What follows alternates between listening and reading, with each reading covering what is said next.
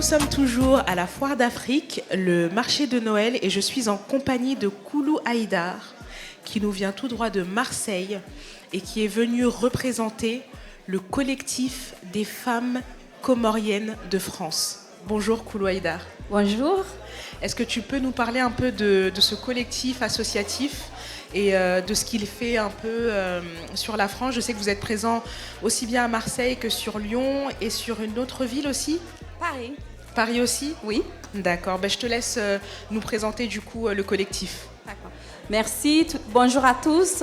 Tout d'abord, je tiens à saluer et remercier les organisateurs, particulièrement la présidente et vous tous d'avoir eu cette initiative pour la Foire d'Afrique, parce que, comme on dit, seul on va plus vite, mais ensemble nous irons plus loin.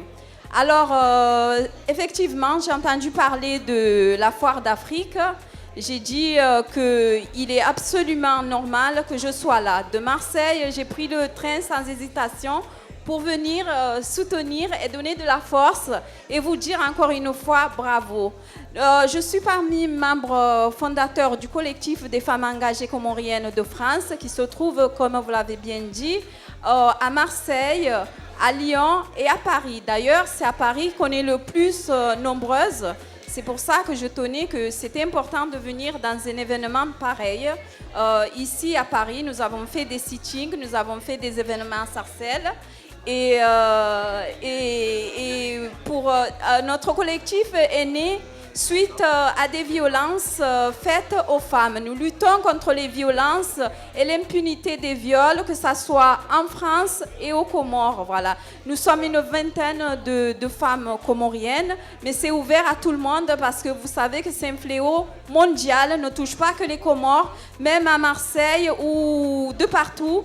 Nous luttons aussi au sein du collectif Nous Toutes, que vous connaissez tous. Très bien, ben, très belle cause en tout cas que vous défendez et que vous êtes venu représenter aujourd'hui. Merci d'avoir fait le voyage jusqu'ici. Du coup, moi je trouve que c'est important voilà, de parler de ce genre d'association, parce que c'est vrai qu'on le sait, voilà, les violences faites aux femmes, ça dure depuis des lustres. C'est toujours d'actualité aujourd'hui et on sait que, voilà, que ce soit dans notre communauté comme dans d'autres, il y a des femmes qui sont aujourd'hui victimes de violences, qui ne savent pas où ni à qui s'adresser. Parfois, c'est trop lourd, trop douloureux d'aller devant les instances judiciaires, d'aller à la gendarmerie, au commissariat porter plainte. Et c'est vrai que c'est important d'avoir ce genre d'association présente dans nos villes, dans nos quartiers. Du coup, pour vous contacter, comment ça se passe? Est-ce que vous avez une plateforme? Est-ce que vous avez des bureaux physiques, un numéro de téléphone, des réseaux sociaux? Oui, nos bureaux se trouvent, comme je vous dis, à Sarcelles et à Marseille.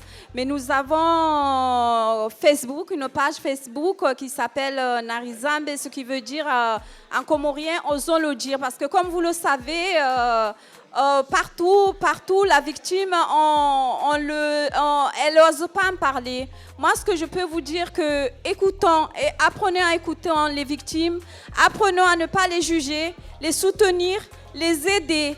Parce que de nos jours, beaucoup, je vois dans toutes les communautés, c'est la victime qui a honte. Or, ce n'est pas la victime d'avoir honte. Dans un viol, le seul responsable, c'est le violeur. C'est à lui d'être puni, c'est à lui d'avoir honte de faire ça. D'ailleurs, j'ai un slogan comorien qui dit, d'ailleurs, c'est pour ça que j'ai appelé l'association Narizambe, ce qui veut dire osons le dire. Et j'ai un slogan qui dit le Kazamba doit être Narizambe. Ce que nous interdit de le dire, il faut oser le dire. Parce que combien de fois dans nos communautés, dans nos familles, on nous dit tais-toi. Or non, il faut dire à la victime je te crois. Écoutez les victimes. La honte qui doit changer de camp. Voilà, écoutons les victimes et ensemble nous pourrons nous vaincrons ensemble, voilà.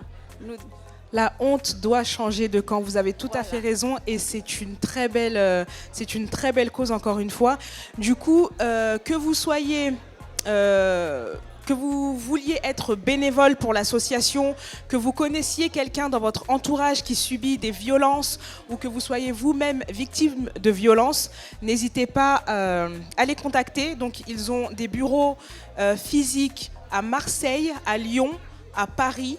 L'association s'appelle Nari Zambé, comme elle l'a si bien appelé tout à l'heure. N'hésitez pas à aller faire un tour sur leur page de réseaux sociaux et à les contacter. Et puis voilà, merci encore. Merci encore. Merci à vous et bonne continuation. Et dans notre collectif, nous avons aussi des créatrices parce que vous savez, quand la femme s'arrête, le monde s'arrête. Et je suis bien d'accord. On a beaucoup de femmes qui ont des mains de fée. Et l'année prochaine, espérons qu'ils pourront être là aussi, représenter tout ce qu'ils font et continuons ensemble parce qu'ensemble, nous irons plus loin. Merci encore, merci. Merci. Ben, je vous donne rendez-vous au mois de mai prochain. Avec plaisir. Super. Avec plaisir. Les Comores seront là. Génial. Merci encore.